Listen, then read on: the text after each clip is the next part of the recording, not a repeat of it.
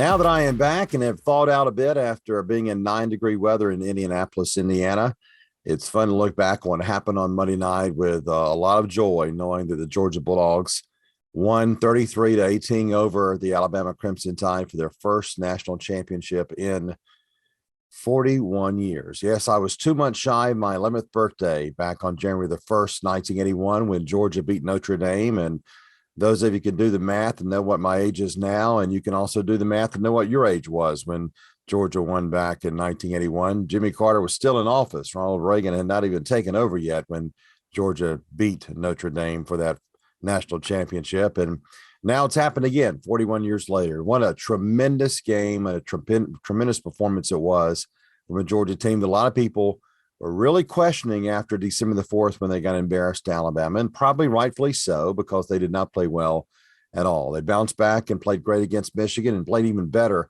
against Alabama. Yes, it took a little while. It was a field goal battle there for a while, but when Georgia finally got going, they made the plays they needed to play both on offense and defense. And let's talk about that defense for a minute. It's going to be known as the best defense in the history of Georgia football. Maybe not even statistically, but they won a national championship, and they did it by playing great defense. There's no question about that. While Bryce Young, the quarterback for Alabama, did so well on December the 4th that it allowed him to win the Heisman Trophy, and rightfully so, he did not play as well on Monday night because that Georgia defense was not going to allow him to have his way with that defense once again. They cracked down on him, and they pressured him and hurried him and were all over him all night long. They almost got him back on December the 4th. They were very close. He was elusive and slippery and got away from them, but not this time. Georgia got him.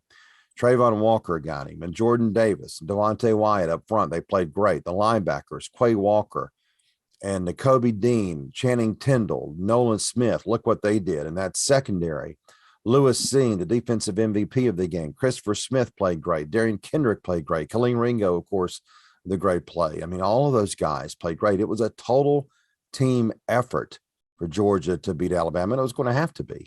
You have to have a total team effort to play well and to beat Alabama and Nick Saban, and we all knew that from the losses that had piled up over the years against Alabama. And then on offense, look what happened.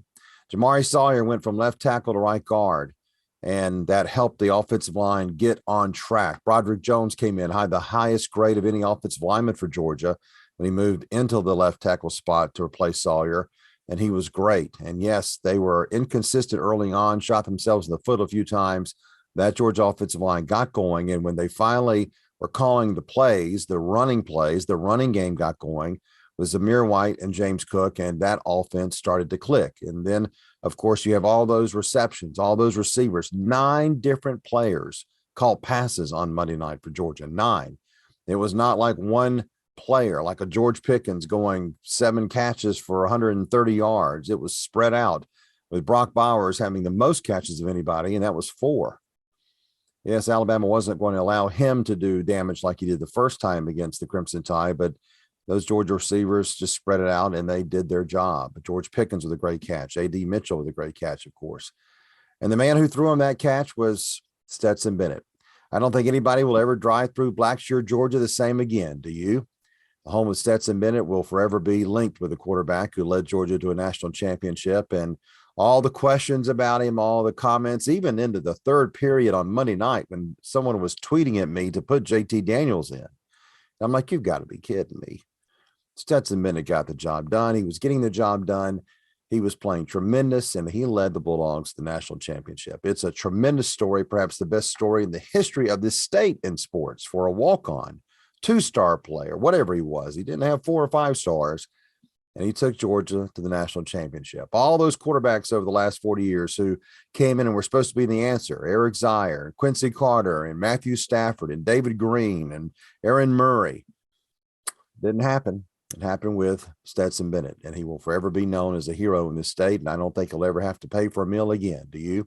But it was a great year for Georgia, of course. National championship, 14-1. They want to lose a lot of these players, so it'll be a little bit different next year, but it doesn't matter right now. For the next several months, we can enjoy the fact that for the first time in 4 decades, Georgia is the national champion.